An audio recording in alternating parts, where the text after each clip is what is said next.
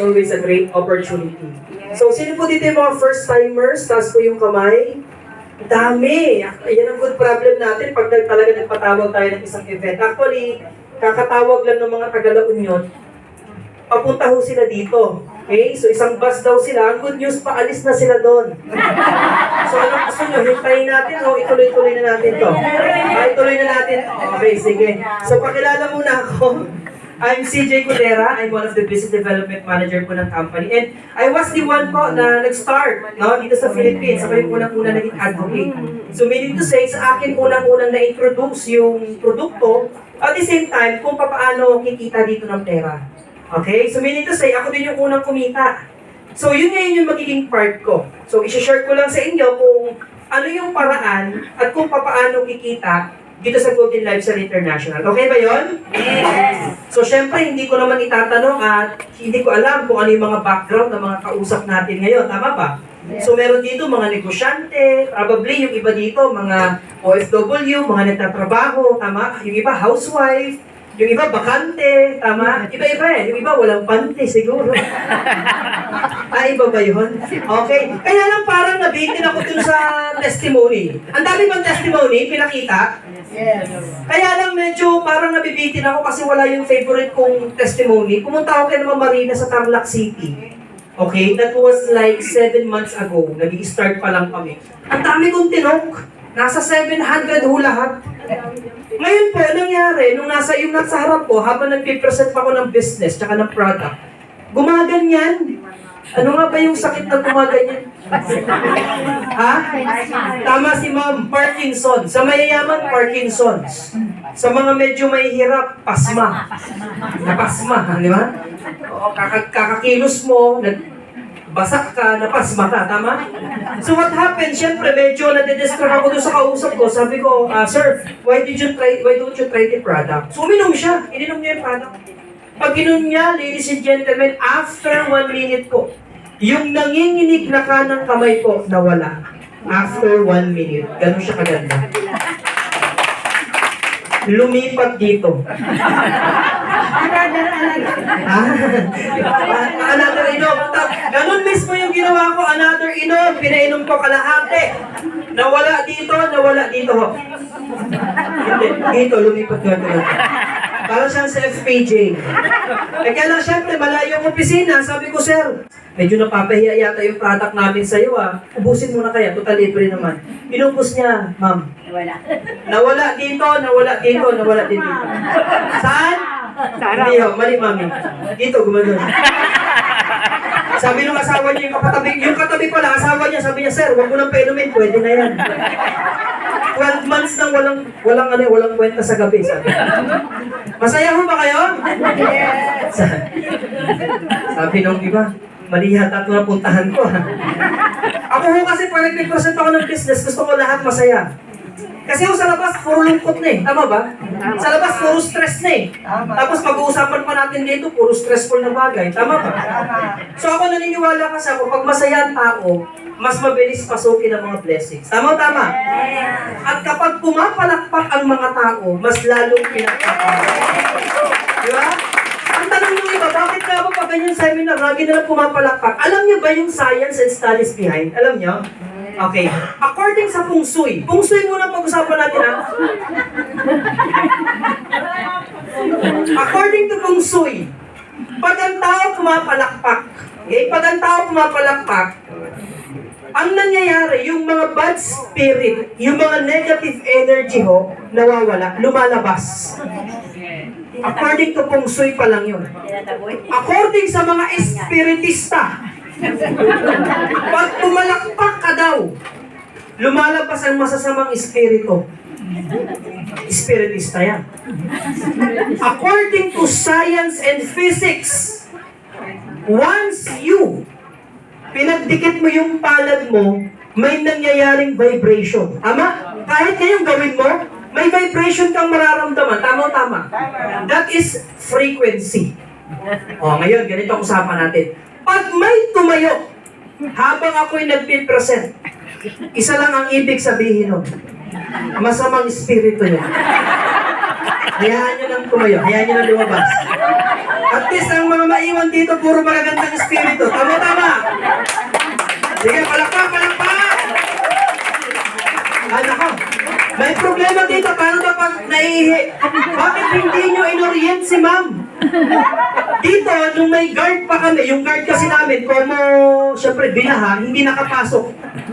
Ang usapan namin, dapat may portable arinola. Meron ba dyan? Wala. Wala?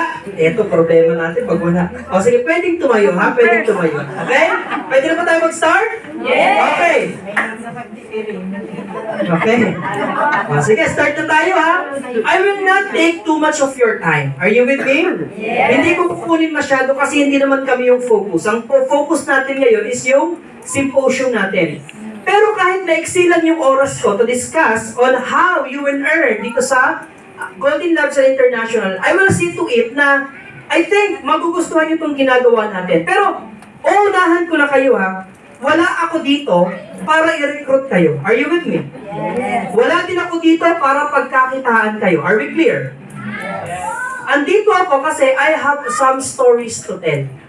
Kasi bago nga ako mapunta dito, nakita ko sa mga mata nyo, interesado kayo.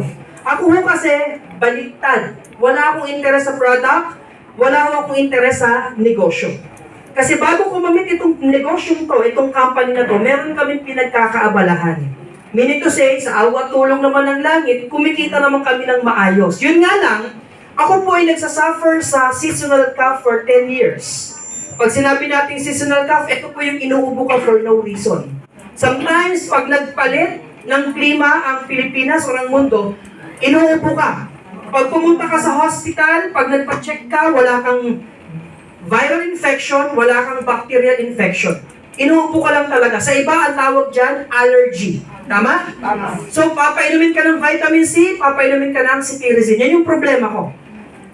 Kaya yung kaibigan ko, nung tumawag sa akin, si Sir Jed, yung CEO ng company, sabi sa akin, Sir CJ, meron kasing from Taiwan, pupunta dito sa Philippines, gusto nilang mag-introduce ng oxygenated water. Pwede ka bang gamitin nila? Ang sabi ko, hindi ako pwede. Tsaka nahihiya ako kasi ang katinong lalamunan ko sobrang dry. Nakakahiya naman na kausap ko sila, ubong aso ako, tama? So alam nyo ang nangyari? Sabi sa akin, hindi, gusto nga nilang kausap, inuubo. So isip-isip ko, ba okay yung kausap ko, gusto yung inuubo.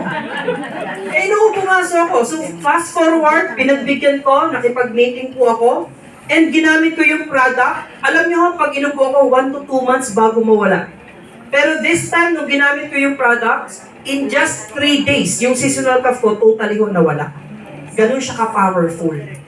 Kaya ho, kahit wala akong interest sa product and sa business as well, sino ba naman ako para hindi magkaroon ng interest? Naramdaman ko sa sarili ko. Are you with me? Yes! So ngayon, nung ginawa ko yung business, ladies and gentlemen, correct me if I'm wrong, lahat tayo, pag kumita ka ng pera, 3 basket lang ang pupuntahan niyan. Ano yun? Unang basket is yung tinatawag natin na basket of expenses. Tama o tama? Yes! Meaning to say, pag kumita tayo ng pera, sa ayaw sa gusto natin, mapupunta yung pera saan daw? Expenses. Tama ba ako doon? At pag may sumobra sa expenses mo, saan mapupunta? Savings. Ang usapan, pag may sumobra. Pag walang sobra, Walang savings. walang savings. Ngayon, kung sobra-sobra talaga yung kinikita mo, nakapag-save ka, alam mo kung saan ilalagay yung pera mo. Kahit ano man yan. Susunod dyan, mapupunta sa luxury or yung tinatawag natin na mga dreams natin. Yun nga lang, according to studies, ang mga Pilipino, pagdating sa pera, medyo illiterate tayo. Medyo kulang yung ating, o hindi sapat yung ating kaalaman kung paano tayo magkakaroon ng pera. Alam natin gumawa ng pera kasi ang Pilipino masisipag. Yun nga lang, wala tayong disiplina kung paano mag-save. Tama. Ngayon, may mga Pilipino na nagtatry kung paano makapag-save. Kaya lang, ang reality, pag ikaw nagsisave sa hindi mo malamang dahilan, bigla ka nagkakaroon ng emergency. So yung savings mo, what will happen? magagastos mo din. Ang ending, wala ka pa rin savings. Tama. Yes. Kaya gumawa kami ng compensation program na kung saan, pag ginawa mo si business, okay? Pag sineryoso mo si business, okay lang ba? Meron ka lang pang expenses, company na yung bahala sa savings mo, tapos magkakaroon ka pa ng luxury or matutupad mo yung mga pangarap mo, company na din yung bahala sa'yo. Maganda ba yung idea? Yes. Yun yung gusto kong ipakita sa inyo. Okay? Kasi tinamutang mabuti ha, kung sakali hindi mo pa alam ang company na to, halimbawa lang ha, hindi ka na-invite dito. Halimbawa, hindi ka na-invite dito ha. Tanong, sa labas ba normal na maghahanap buhay tayo? Yes. Normal ba na didiskarte tayo para mayroon man lang tayong panggasto sa bahay? Yes. Normal, tama ba? Yun nga lang, wala kang makikitang opportunity outside na habang ina-achieve mo yung pang-expenses ng family mo, wala akong nakitang opportunity na may magkakaroon ka ng savings at the same time, magkakaroon ka ng pang-luxury mo. Tama. Tama. Dito maganda, anuman yung ginagawa mo, hindi ko sinabing alisin mo yung ginagawa mo. Kasi ako, ang katwiran ko sa buhay, basta moral, legal, etikal, okay yan, maganda yan. Kung naitatawid mo araw-araw yung pamilya mo sa malinis na paraan, tagumpay na ho yan. Success na ho yan. Hindi patayan sa buhay, marami ka bang sasakyan, malalaki na ba ang bahay mo? Basta malinis ang pamumuhay mo, tagumpay na ho yan. Okay, ngayon ganito. Kontento na tayo sa kung ano yung meron tayo. Hindi naman masamang magdagdag. Tama.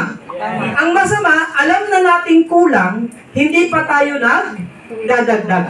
That is the reason why, imagine, pag ginawa natin itong business na to, magkakaroon ka ng dagdag pang expenses mo, plus magkakaroon ka ng pang savings and luxury mo. Are we clear? Yes. Bibilisan ko lang po ito at tutok lang po kayo. Okay ba yon? Mamaya, kung meron kayong tanong sa compensation program, pwede naman nating sagutin o pwede nating i-address at least 3 to 5 questions. Okay ba yon? Sige, focus na tayo. Meron tayong tinatawag na compensation program. Sa ibang company, ang tawag nila dito sa ganito, marketing plan. Na nagbibigay sila ng 6 ways to earn, 7 ways to earn, 10 ways to earn. No one is earning. Tama? Alam mo, ang daming ways of earning pero walang kumikita. Dito sa atin, what we have is compensation program. Meaning to say, once you purchase the products or the package, automatically, magiging part na po kayo ng program. Ang program kasi, dahil program siya, whether you like it or not, if you do your job, ginawa mo yung part mo, mangyayari sa'yo yung compensation program. Sa marketing plan kasi, kung plano pa lang siya, hindi ka sure kung mangyayari or hindi. O, tingnan mo yung outing nyo. Ang daming plano pero hindi pa nangyayari. Tama ba? Ito, program siya. O sir, maganda yung company, maganda yung products, okay? Paano tayo dyan mag-uumpisa? What we have is yung tinatawag namin mga packages. Pinakamalaki namin package is yung tinatawag na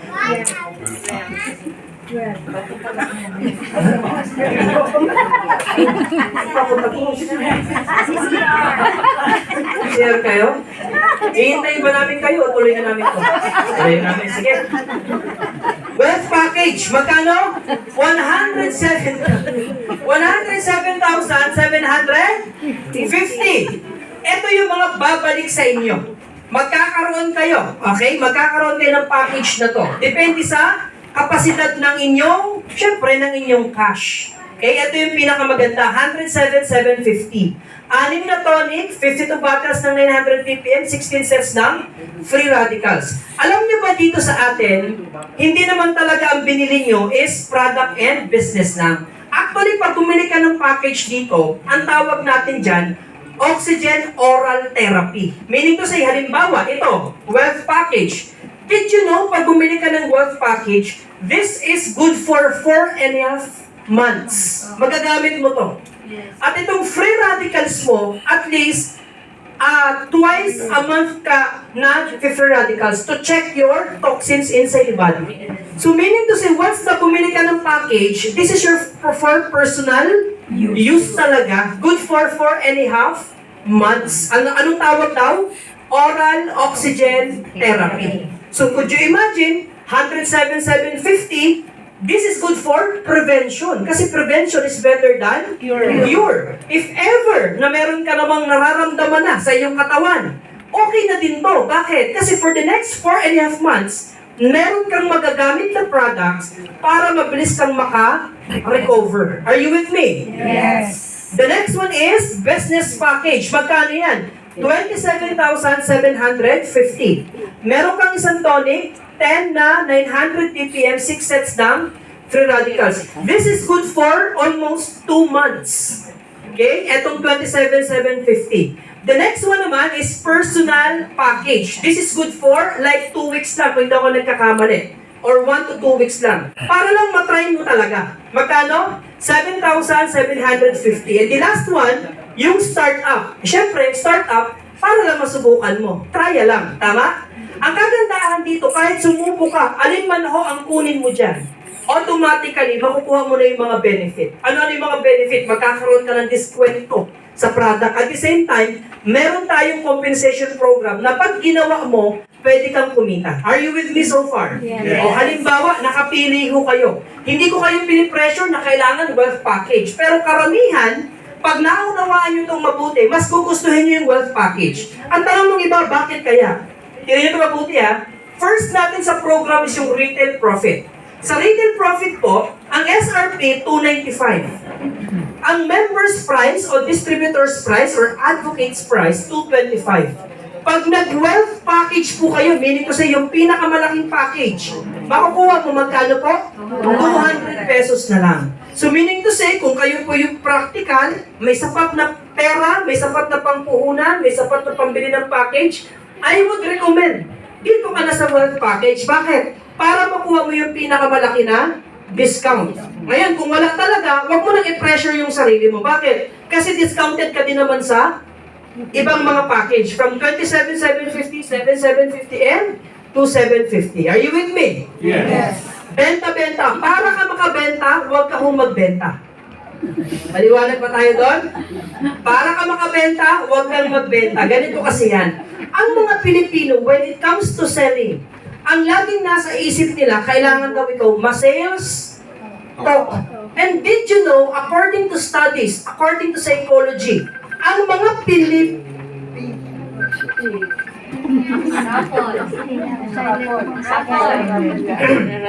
Hello? According to studies, ang mga Pilipino, ayaw na nabebentahan. Alam niyo ba yung konsepto kapag nasa department store ka, pagpasok mo, ayaw na ayaw mong sinusundan ka ng sales lady. Lumalayo ka, tama ba? Yes. Ganon din dito. We don't encourage na kayo mismo, literal na magbenta. Hindi ho ganun ang konsepto natin. What we have is golden mission. Meaning to say, ang mindset natin dapat, nagbibigay tayo ng pag-asa sa ibang mga tao sa pamamagitan ng ating product at ng ating business. Kasi could you imagine, sa inyong area na lang, sa inyong community, barangay, association, kooperatiba, fraternity, church, bahala ka. Imagine kung gaano kailangan o gaano karaming mga tao ang pwede mong matulungan through our products. Tanong, kailangan ba yung products? Yes. Yes! Kasi ito yung breakthrough products, advancement technology ang pinag-uusapan natin dito. Noong unang panahon, kahit wag natin pag-usapan yan eh. Bakit? Kasi may balon pa dati. Punong-puno ng minerals yun eh. Noong unang panahon, napakataas pa ng oxygen eh. Kaya lang sa panahon natin ngayon, habang dumadami ang tao, kumukunti ang oxygen. Ang problema pa naman, di ba, pag ang tao hindi na makahinga, 3 to 5 minutes, patay eh. Tama ba? Ganun kahalagang oxygen. Yung kapitbahay nga namin, nagulat na lang ako, ang lakas-lakas pa nun. Alam nyo, may inagot lang yung isang mama, pagtingin nyo, gumanon siya. Para siyang aatakihin sa puso, hindi daw siya makahinga. Ang taas ng bill ng kuryente. Summer pala. Aircon kasi ng aircon. Ano ba yan? At least tama-tawa din tayo. Tama-tawa din. Tama ba? Seryoso nyo naman kasi. Oh, sige, palakpak. Palakpak. Bill pala ng kuryente. kliyente. Iba pala yun, okay? Nasundan niyo ba ako? Para na makabenta, ang gawin niyo ganito. Ganito lang kasimple. Okay? You have to be relevant. Ganito yan. Halimbawa, yung kaibigan mo, may high blood. Maganda ba sa high blood? Yes! Malaki ang tulong. You have to be relevant nga lang. Kasi yung iba, sinabi yung kaibigan, ay, magaling ba sa high blood yan? O, sabi ng kaibigan mo. Ang isasagot mo, yes, magaling to sa high blood. May narinig kasi ako dito eh, magaling ba sa high blood yan? Oo, Mare, nakakapagpaalis ng mayoma. High blood nga eh. You have to be relevant. Simpleng ano lang yan, simpleng selling skills. Tama ba? Uy, magaling ba sa may sakit sa puso yan? Ay, naku, Mare, ano pa pampatigas? May sakit ka na sa puso, gusto mo patigasin. May atakihin pa yun. Tama ba? In selling, you have to be relevant.